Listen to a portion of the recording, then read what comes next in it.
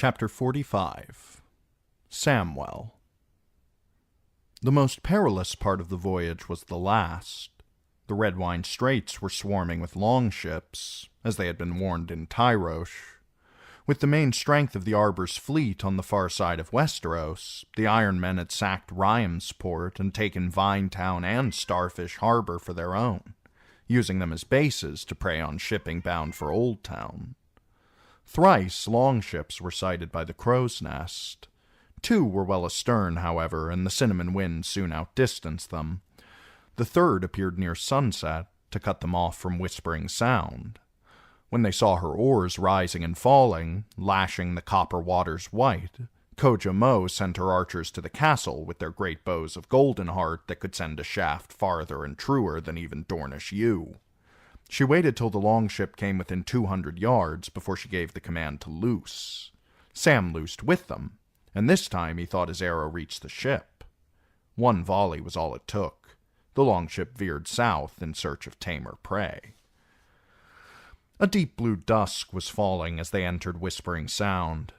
Gilly stood beside the prow with the babe, gazing up at a castle on the cliffs. 3 towers, Sam told her. The seat of House Costain.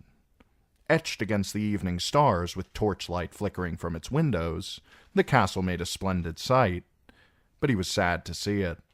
Their voyage was almost at its end. "It's very tall," said Gilly. "Wait until you see the high tower." Dalla's babe began to cry. Gilly pulled open her tunic and gave the boy her breast. She smiled as he nursed and stroked his soft brown hair. "She's come to love this one as much as the one she left behind," Sam realized. He hoped that the gods would be kind to both of the children. The Iron Men had penetrated even to the sheltered waters of Whispering Sound. Come morning, as the Cinnamon Wind continued on toward Old Town, she began to bump up against corpses floating down to the sea. Some of the bodies carried complements of crows, who rose into the air complaining noisily when the swan ship disturbed their grotesquely swollen rafts. Scorched fields and burned villages appeared on the banks, and the shallows and sandbars were strewn with shattered ships. Merchants and fishing boats were the most common, but they saw abandoned longships too, and the wreckage of 2 big dramans. One had been burned down to the waterline, whilst the other had a gaping splintered hole in her side where her hull had been rammed. "Battle here," said Zondo. "Not so long." "Who would be so mad as to raid this close to Old Town?" Zondo pointed at a half-sunken longship in the shallows. The remnants of a banner drooped from her stern, smoke-stained and ragged. The charge was one Sam had never seen before, a red eye with a black pupil, beneath a black iron crown supported by 2 crows. "Whose banner is that?" Sam asked. Zondo only shrugged. The next day was cold and misty. As the Cinnamon Wind was creeping past another plundered fishing village, a war galley came sliding from the fog, stroking slowly toward them. Huntress was the name she bore, behind a figurehead of a slender maiden clad in leaves and brandishing a spear. A heartbeat later, 2 smaller galleys appeared on either side of her, like a pair of matched greyhounds stalking at their master's heels. To Sam's relief, they flew King Tommen's stag and lion banner above the stepped white tower of Old Town, with its crown of flame. The captain of the Huntress was a tall man in a smoke-gray cloak with a border of red satin flames. He brought his galley in alongside the Cinnamon Wind, raised his oars, and shouted that he was coming aboard. As his crossbowmen and Koja Mo's archers eyed each other across the narrow span of water, he crossed over with 6 knights, gave Kahuru Mo a nod, and asked to see his holds. Father and daughter conferred briefly, then agreed. "My apologies," the captain said when his inspection was complete. "It grieves me that honest men must suffer such discourtesy. But sooner that than Iron Men in Old Town.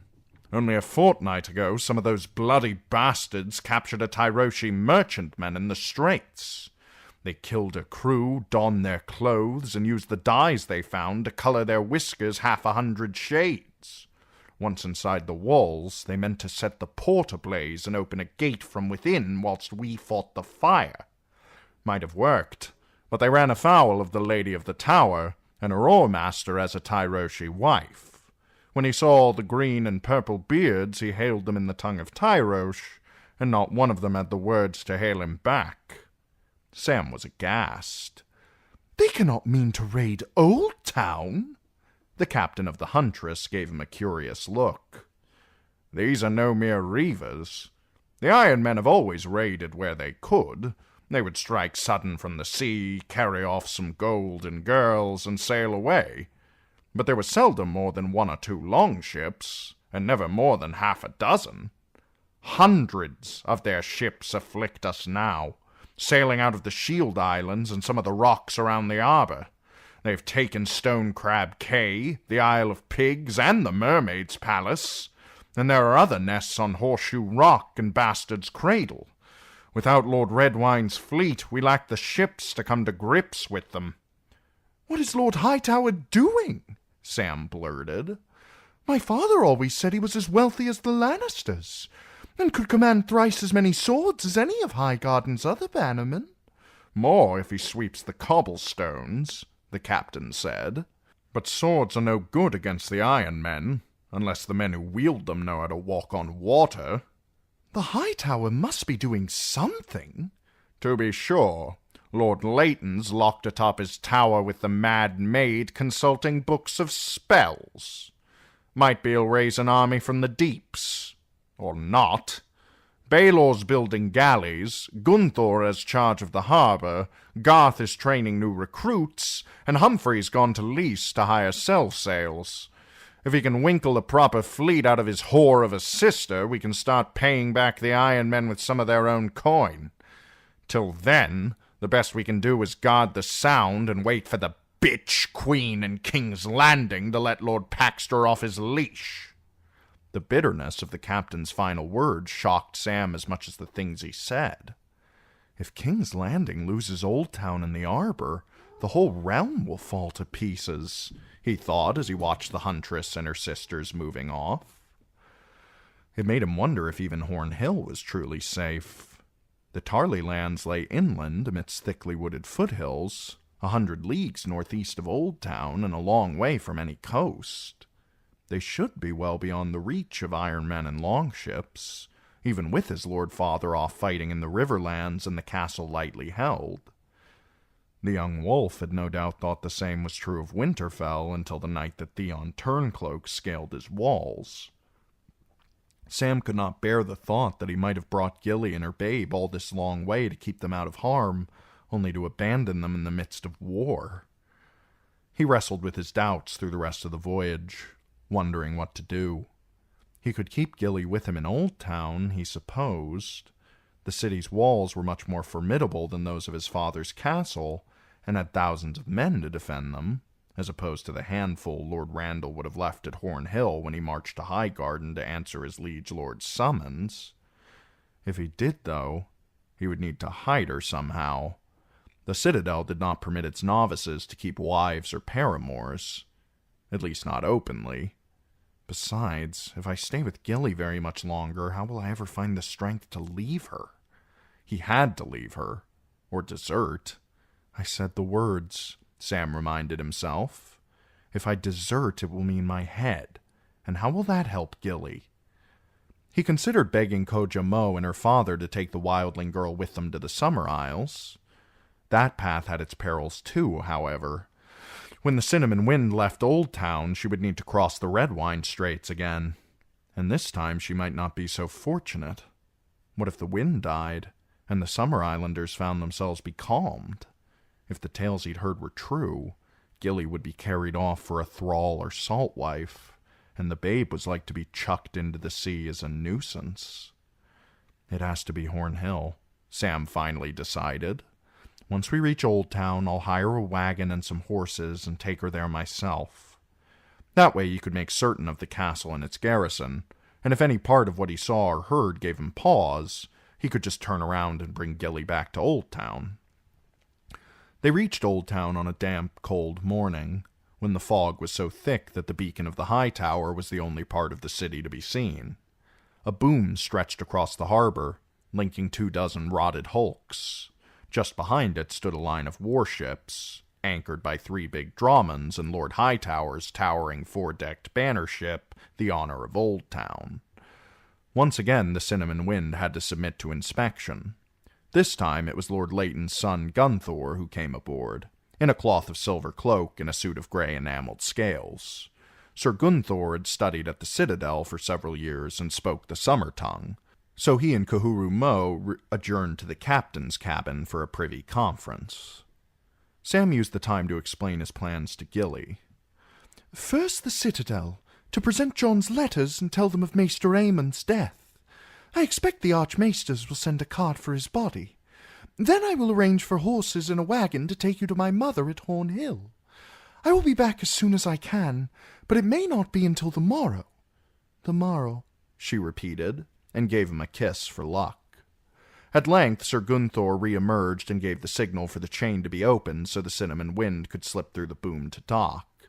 Sam joined Koja Mo and 3 of her archers near the gangplank as the swan ship was tying up. The Summer Islanders resplendent in the feathered cloaks they only wore ashore. He felt a shabby thing beside them in his baggy blacks, faded cloak, and salt-stained boots. How long will you remain in port? 2 days, 10 days, who can say? However long it takes to empty our holds and fill them again. Koja grinned. My father must visit the Grey Maesters as well. He has books to sell. Can Gilly stay aboard till I return? Gilly can stay aboard as long as she likes. She poked Sam in the belly with a finger. She does not eat so much as some. I'm not so fat as I was before, Sam said defensively. The passage south had seen to that. All those watches, and nothing to eat but fruit and fish. Summer Islanders loved fruit and fish. Sam followed the archers across the plank, but once ashore they parted company and went their separate ways. He hoped he still remembered the way back to the Citadel. Old Town was a maze, and he had no time for getting lost. The day was damp, so the cobblestones were wet and slippery underfoot, the alleys shrouded in mist and mystery. Sam avoided them as best he could and stayed on the river road that wound along beside the Honeywine through the heart of the old city. It felt good to have solid ground beneath his feet again instead of a rolling deck, but the walk made him feel uncomfortable all the same. He could feel eyes on him, peering down from balconies and windows, watching him from the darkened doorways. On the Cinnamon Wind he had known every face. Here, everywhere he turned, he saw another stranger. Even worse was the thought of being seen by someone who knew him. Lord Randall Tarley was known in Old Town, but little loved. Sam did not know which would be worse, to be recognized by one of his Lord Father's enemies or by one of his friends. He pulled his cloak up and quickened his pace. The gates of the Citadel were flanked by a pair of towering green sphinxes with the bodies of lions, the wings of eagles, and the tails of serpents. One had a man's face, one a woman's. Just beyond stood Scribe's Hearth, where Old Towners came in search of acolytes to write their wills and read their letters. 6 bored scribes sat in open stalls waiting for some custom. At other stalls, books were being bought and sold. Sam stopped at one that offered maps, and looked over a hand-drawn map of the Citadel to ascertain the shortest way to the Seneschal's court. The path divided where the statue of King Daron I sat astride his tall stone horse, his sword lifted toward Dorne. A seagull was perched on the young dragon's head, and 2 more on the blade. Sam took the left fork, which ran beside the river. At the Weeping Dock, he watched 2 acolytes help an old man into a boat for the short voyage to the Bloody Isle. A young mother climbed in after him, a babe not much older than Gilly's squalling in her arms. Beneath the dock, some cook's boys waded in the shallows gathering frogs. A stream of pink-cheeked novices hurried by him toward the Septry.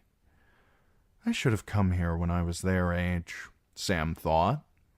If I had run off and taken a false name, I could have disappeared amongst the other novices. Father could have pretended that Dickon was his only son. I doubt he would even have troubled to search for me. Unless I took a mule to ride. Then he would have hunted me down, but only for the mule. Outside the seneschal's court, the rectors were locking an older novice into the stocks. "Stealing food from the kitchens," one explained to the acolytes who were waiting to pelt the captive with rotting vegetables. They all gave Sam curious looks as he strode past, his black cloak billowing behind him like a sail. Beyond the doors, he found a hall with a stone floor and high arched windows. At the far end, a man with a pinched face sat upon a raised dais, scratching in a ledger with a quill. Though the man was clad in a maester's robe, there was no chain about his neck. Sam cleared his throat. "Good morrow." The man glanced up and did not appear to approve of what he saw. "You smell of novice." "I hope to be one soon." Sam drew out the letters Jon Snow had given him. "I came from the wall with Maester Aemon, but he died during the voyage. If I could speak with the seneschal—" "Your name?" "Samwell. Samwell Tarley." The man wrote the name in his ledger and waved his quill at a bench along the wall. "Sit. You'll be called when wanted." Sam took a seat on the bench. Others came and went. Some delivered messages and took their leave. Some spoke to the man on the dais and were sent through the door behind him and up a turnpike stair. Some joined Sam on the benches, waiting for their names to be called. A few of those who were summoned had come in after him, he was almost certain. After the fourth or fifth time that happened, he rose and crossed the room again. "How much longer will it be?" "The seneschal is an important man." "I came all the way from the wall." "Then you will have no trouble going a bit farther." He waved his quill. "To that bench just there, beneath the window." Sam returned to the bench. Another hour passed. Others entered, spoke to the man on the dais, waited a few moments, and were ushered onward. The gatekeeper did not so much as glance at Sam in all that time. The fog outside grew thinner as the day wore on, and pale sunlight slanted down through the windows. He found himself watching dust motes dance in the light. A yawn escaped him, then another. He picked at a broken blister on his palm, then leaned his head back and closed his eyes. He must have drowsed. The next he knew, the man behind the dais was calling out a name. Sam came lurching to his feet, then sat back down again when he realized it was not his name. "You need to slip Lorcas a penny, or you'll be waiting here 3 days, a voice beside him said. "What brings the Night's Watch to the Citadel?" The speaker was a slim, slight, comely youth, clad in doeskin breeches and a snug green brigandine with iron studs. He had skin the color of a light brown ale, and a cap of tight black curls that came to a widow's peak above his big black eyes. "The Lord Commander is restoring the abandoned castles," Sam explained. "We need more maesters. For the ravens—" "Did you say a penny?" "A penny will serve. For a silver stag, Lorcas will carry you up to the seneschal on his back. He has been 50 years an acolyte. He hates novices, particularly novices of noble birth." "How could you tell I was of noble birth?" "The same way you can tell that I'm half Dornish." The statement was delivered with a smile, in a soft Dornish drawl. Sam fumbled for a penny.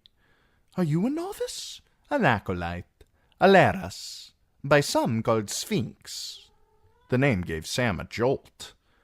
"The Sphinx is the riddle, not the riddler," he blurted. "Do you know what that means?" "No. Is it a riddle?" "I wish I knew. I'm Samwell Tarley. Sam. Well met. And what business does Samwell Tarley have with Archmaester Theobald?" "Is he the seneschal?" said Sam, confused. "Maester Aemon said his name was Norin." "Not for the past 2 turns. There is a new one every year. They fill the office by lot from amongst the archmaesters, most of whom regard it as a thankless task that takes them away from their true work. This year the black stone was drawn by Archmaester Walgrave, but Walgrave's wits are prone to wander, so Theobald stepped up and said he'd serve his term. He's a gruff man, but a good one." "Did you say Maester Aemon?" "Aye." Aemon Targaryen? Once. Most just called him Maester Aemon. He died during our voyage south. How is it that you know of him? How not? He was more than just the oldest living maester.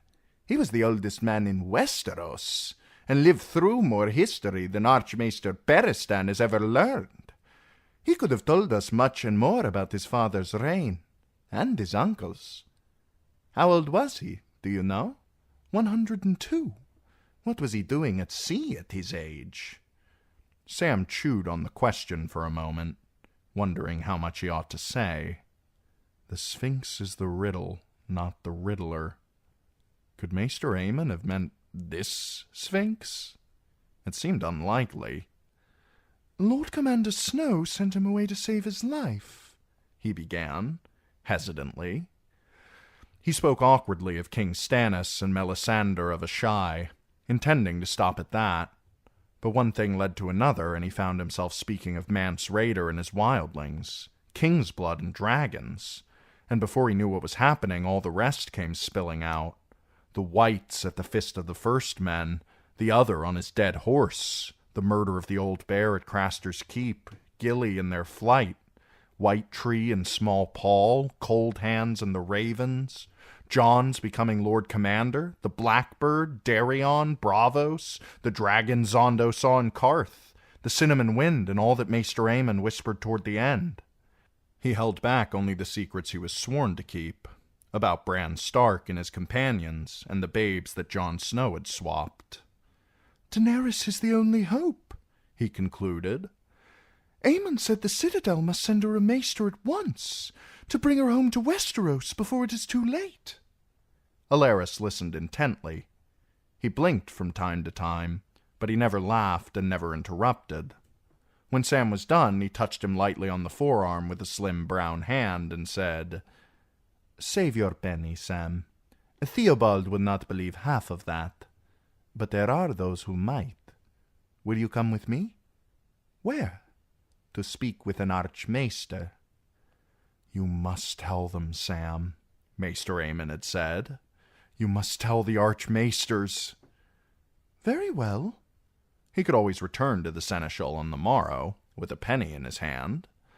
How far do we have to go? Not far. The Isle of Ravens.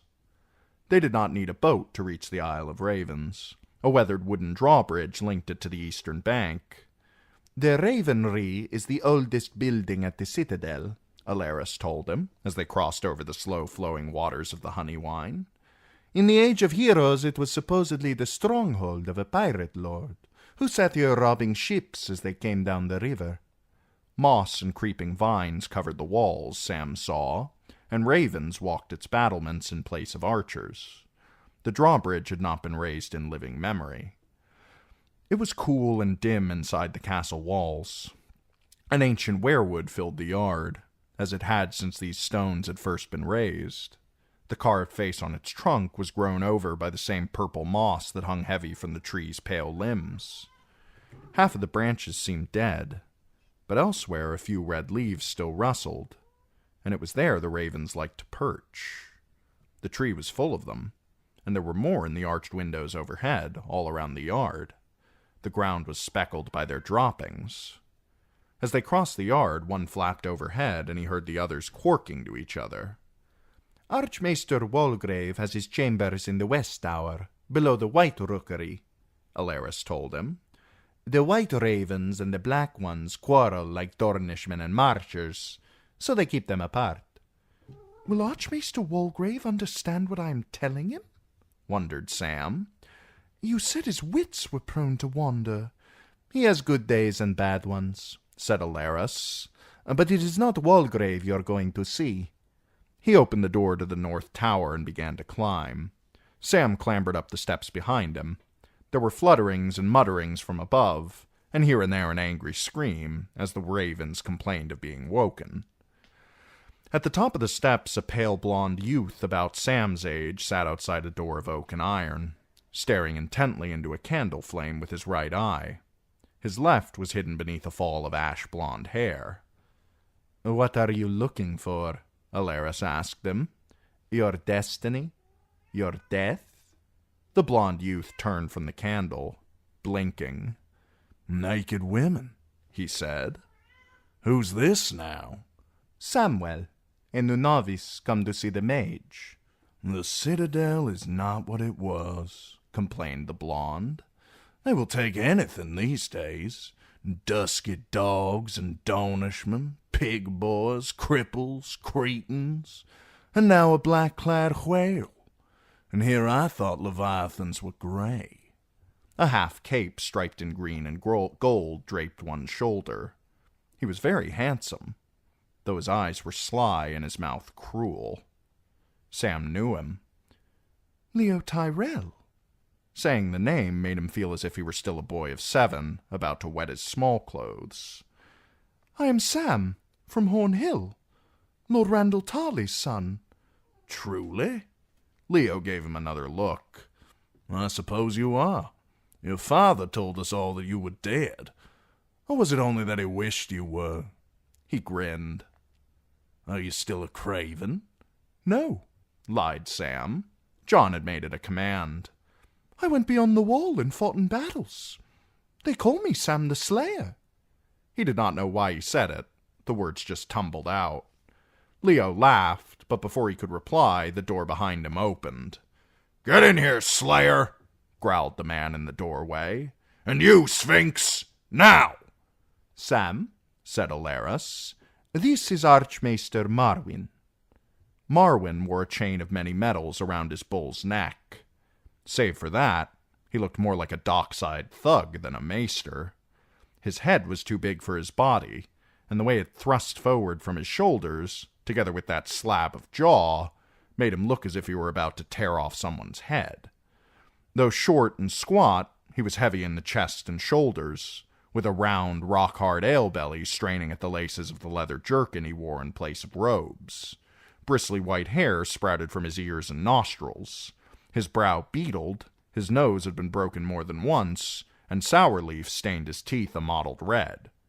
He had the biggest hands that Sam had ever seen. When Sam hesitated, one of those hands grabbed him by the arm and yanked him through the door. The room beyond was large and round. Books and scrolls were everywhere, strewn across the tables and stacked up on the floor in piles 4 feet high. Faded tapestries and ragged maps covered the stone walls. A fire was burning in the hearth, beneath a copper kettle. Whatever was inside of it smelled burned. Aside from that, the only light came from a tall black candle in the center of the room. The candle was unpleasantly bright. There was something queer about it. The flame did not flicker, even when Archmaester Marwyn closed the door so hard that papers blew off a nearby table. The light did something strange to colors, too. Whites were bright as fresh fallen snow. Yellow shone like gold, reds turned to flame, but the shadows were so black they looked like holes in the world. Sam found himself staring. The candle itself was 3 feet tall and slender as a sword, ridged and twisted, glittering black. "Is that?" "Obsidian," said the other man in the room, a pale, fleshy, pasty-faced young fellow with round shoulders, soft hands, close-set eyes, and food stains on his robes. "Call it dragon glass." Archmaester Marwyn glanced at the candle for a moment. "It burns but is not consumed." "What feeds the flame?" asked Sam. "What feeds a dragon's fire?" Marwyn seated himself upon a stool. "All Valyrian sorcery was rooted in blood or fire. The sorcerers of the Freehold could see across mountains, seas, and deserts with one of these glass candles. They could enter a man's dreams and give him visions, and speak to one another half a world apart, seated before their candles. Do you think that might be useful, Slayer?" "We would have no more need of ravens." "Only after battles."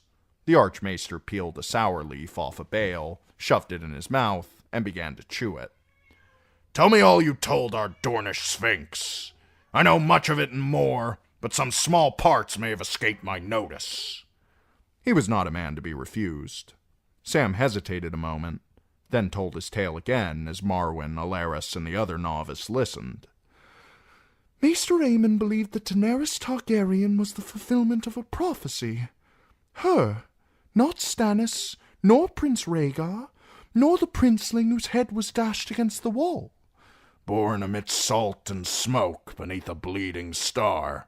I know the prophecy. Marwyn turned his head and spat a glob of red phlegm onto the floor. Not that I would trust it. Gorgon of Old Geese once wrote that a prophecy is like a treacherous woman. She takes your member in her mouth, and you moan with the pleasure of it and think, how sweet, how fine, how good this is. And then her teeth snap shut and your moans turn to screams. That is the nature of prophecy, said Gorgon. Prophecy will bite your prick off every time. He chewed a bit. Still... Alaris stepped up next to Sam. Aemon would have gone to her if he had the strength. He wanted us to send a maester to her, to counsel her and protect her and fetch her safely home. Did he? Archmaester Marwyn shrugged. Perhaps it's good that he died before he got to Old Town. Elsewise the gray sheep might have had to kill him, and that would have made the poor old dears wring their wrinkled hands. Kill him? Sam said, shocked. Why? If I tell you, they may need to kill you, too. Marwyn smiled a ghastly smile, the juice of the sour leaf running red between his teeth. Who do you think killed all the dragons the last time around? Gallant dragon slayers armed with swords? He spat. The world the Citadel is building has no place in it for sorcery or prophecy or glass candles, much less for dragons. Ask yourself why Aemon Targaryen was allowed to waste his life upon the wall when by rights he should have been raised to Archmaester. His blood was why. He could not be trusted, no more than I can. What will you do? Asked Alaris, the Sphinx. Get myself to Slaver's Bay in Aemon's place. The swan ship that delivered Slayer should serve my needs well enough. The gray sheep will send their man on a galley, I don't doubt. With fair winds, I should reach her first. Marwyn glanced at Sam again and frowned. You should stay and forge your chain. If I were you, I would do it quickly. A time will come when you'll be needed on the wall. He turned to the pasty-faced novice. Find Slayer a dry cell. He'll sleep here and help you tend the ravens. But, Sam sputtered, the other archmaesters, the seneschal, what should I tell them? Tell them how wise and good they are. Tell them that Aemon commanded you to put yourself into their hands. Tell them that you have always dreamed that one day you might be allowed to wear the chain and serve the greater good. That service is the highest honor, and obedience the highest virtue. But say nothing of prophecies or dragons, unless you fancy poison in your porridge. Marwyn snatched a stained leather cloak off a peg near the door and tied it tight. Sphinx, look after this one. I will, Alaris answered, but the Archmaester was already gone. They heard his boots stomping down the steps. Where has he gone? Asked Sam, bewildered. To the docks. The mage is not a man who believes in wasting time. Alaris smiled. I have a confession. Ours was no chance encounter, Sam. The mage sent me to snatch you up before you spoke to Theobald. He knew that you were coming. How? Alaris nodded at the glass candle.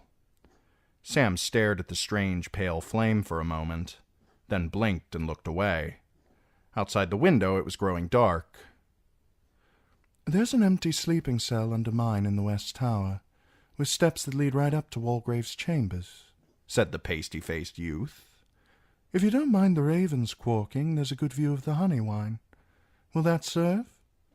I suppose. He had to sleep somewhere. I will bring you some woolen coverlets. Stone walls turn cold at night, even here. My thanks. There was something about the pale, soft youth that he misliked, but he did not want to seem discourteous, so he added, My name's not Slayer, truly. I'm Samwell Tarley. I'm Pate, the other said. Like the pig boy.